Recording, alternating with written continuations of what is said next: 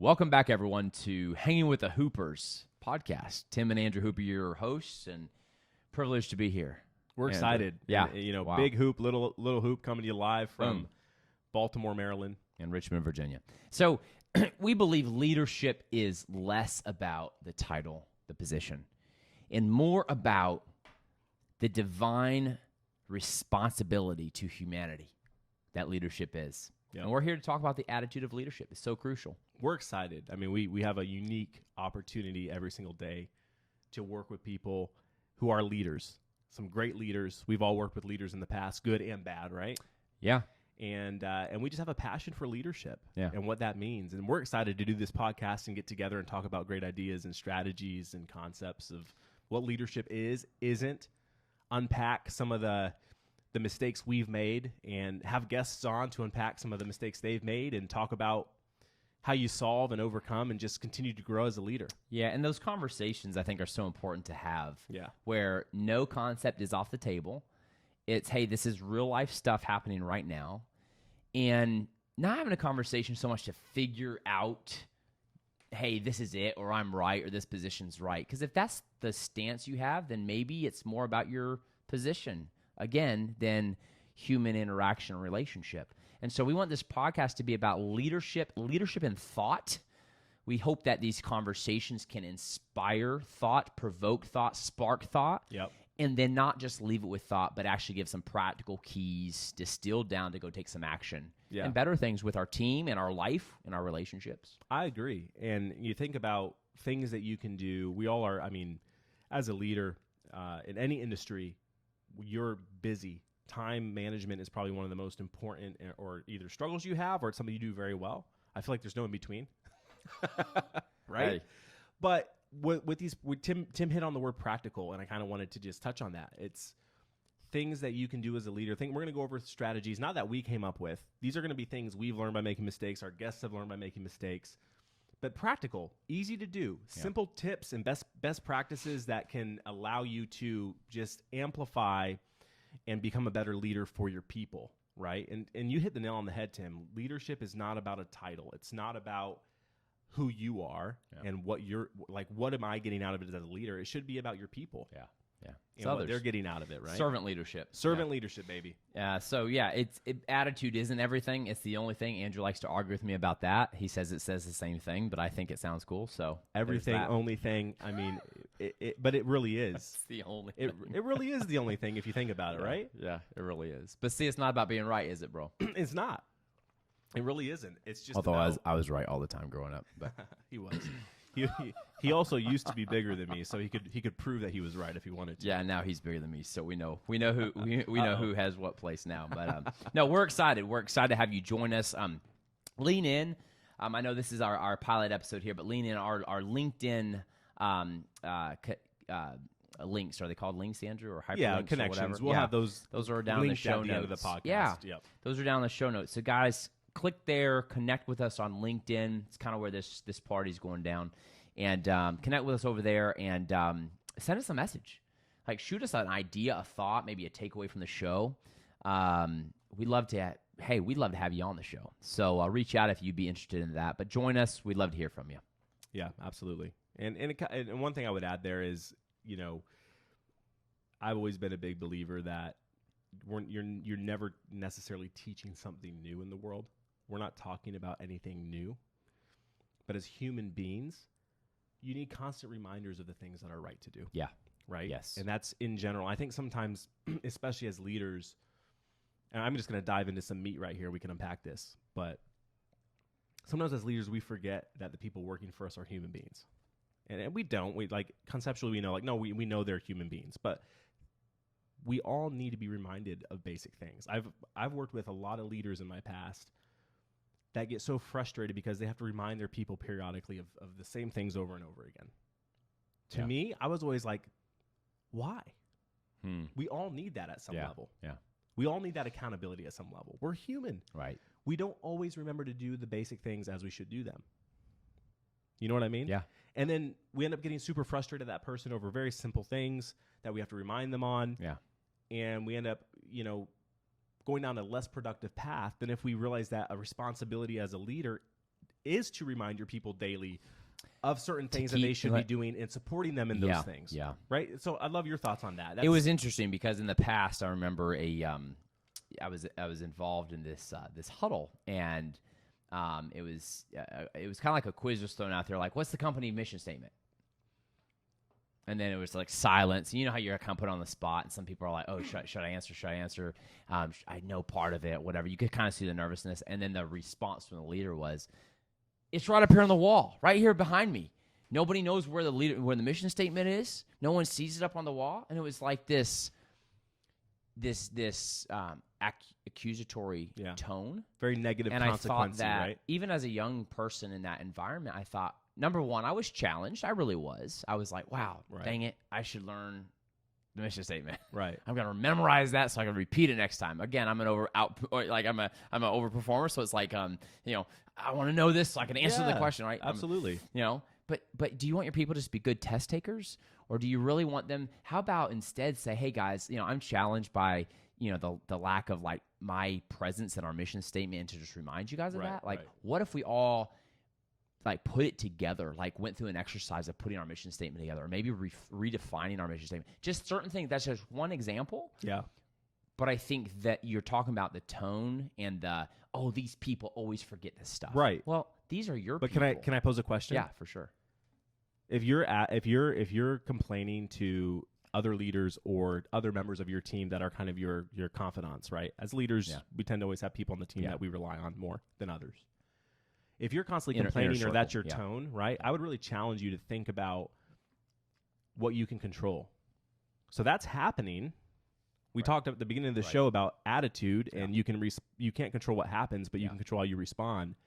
So ask yourself this: when was the last time I had some consistency around the thing that is lacking with that employee? Okay, now pause. That is huge. It is. That is huge. You just asked. So here's the exercise from this podcast. The very practical. We said we're going to talk concepts and practical. Big Hoop just landed on a huge practical. Take a piece of paper out and write down thing that drives me nuts. Okay, thing that drives me nuts. Now scribble all the 10 things that drive you nuts. Now, do you have a process, a system, and a process that you are doing, or communication style or communication drip that you are having consistently around all those things that drive you nuts? And if the answer is, just grade yourself 1 to 10. If it's less, then it's more about what you're not controlling that you can control as a leader. 100%. Somebody told me once, leadership is like a freaking mirror. Do you know, Tim, that so many little things that frustrate leaders can be dealt with easily if you have a consistency through a daily huddle? Correct. With your team. Correct. Right? Ask yourself that as a leader. Hey, just a quick side note here. Note to editor of this podcast show. Yep. Miguel over here. Hey, we need to do another podcast on daily huddle. Just all about a daily huddle. Like what because goes if we're not into having it. daily huddles with our team, we're missing the boat, especially in this remote and hybrid workforce. And you will remove. Think about what you talked about your mission, right? Yeah. When was the last time that leader had actually spoken to the team on a somewhat of a consistent basis around the mission? And tied it back to your goal as an employee. You know what's interesting? So I was down at BB&T before they became Truist, and we had just moved to Virginia. So I was establishing some new bank accounts, and my local bank was BB&T. And I went down there and sat down with Paula. And I was talking about, she said, so what do you do? I'm like, motivational speaker and coach. And she's like, oh, man, like inspirational speaker. I'm like, yeah. She's like, I need to hook you up with Kelly King. And at that point, I hadn't met Kelly. I didn't know who Kelly was. And she says, I need to hook you up with Kelly King. I'm like, who's Kelly King? Oh, our CEO. Now, this is the branch manager in Podunk, Dillon, Virginia. Hey, see that big hoop? I'm putting Dillon on the map here. Podunk. All my Dillon peeps listening in, tuning in. The show Breaking Bad already did that for you, Tim. Actually, Breaking Bad did feature Dillon. That's the hideout for the ex-con or whatever. So no. She said, "Do you know Kelly King?" She said, because every single Monday morning, he sends out a video message to all of us branch managers with an inspirational piece. And I think he would really love to leverage what you do. Right. I would love to connect you. And I thought, here's a CEO of BB&T and this branch manager who literally feels like she has this connection because every Monday he has taken what he can control and said, I'm going to drip out our vision, our mission, the presence we're going to have in our market this week, staying super relevant. Can I do a ding, ding, ding right here? Ding, ding, ding, all the right. way. Practicality, baby. I don't know if you picked up on it, but Tim just gave you another amazing practice. It doesn't have to be Monday. It doesn't have to be every week. But what if you as a leader, as a CEO, as a manager of a group had some sort of communication you were doing via video if you're not present with your team on a consistent basis? Hey, these things work. They matter. They mean something to people. Yeah, people and wanna they see your take face. relatively very little time. Yeah. And, Tim and I teach classes on video and getting on video and what that looks like from like a social media perspective, kind of like what we're doing here. We're on video doing a podcast. Right. But also, But more, yeah. how do you build video into your everyday life and communication? And more so. And I'll take this and just kind of be the devil's advocate for the older crowd in the room. Like everyone's all about social media, right? Yeah. And social media is important, but it's not the only. It's almost not that important as the media inside of your company. 100%. Right? So your means of communication. Right. It's so easy for an email with a quote to be misinterpreted or something put in a writing to be misconstrued by somebody. If you actually were to communicate important messages via video or via audio, that can be received so much better because you have your team seeing your emotion, hearing your voice, hearing your tone, right? All these things that make you human, they're able to actually do for you. It's interesting, Andrew. You've pretty much come full circle because you've mentioned earlier the tone tone of leadership, right? The accusatory tone, or even the exhausted with. I didn't say it earlier, but also I would throw in there the lack of tone. Yeah, if you're just firing off emails all day, lack of tone. It's also the exhaustion. Right? As a leader, it is exhausting. It's also another podcast we want to do is surrounding yourself with other leaders and not becoming an island. We'll be doing a lot of these, so we'll get to it.